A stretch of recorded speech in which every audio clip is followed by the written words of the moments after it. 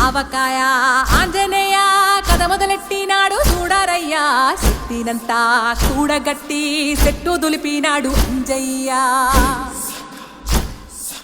ఎర్ర ఛాయ కోతి అవతార వెంటమాయ కత్తి సేత పట్టకుండా కాయ కోసినాడు కపిలయ్యా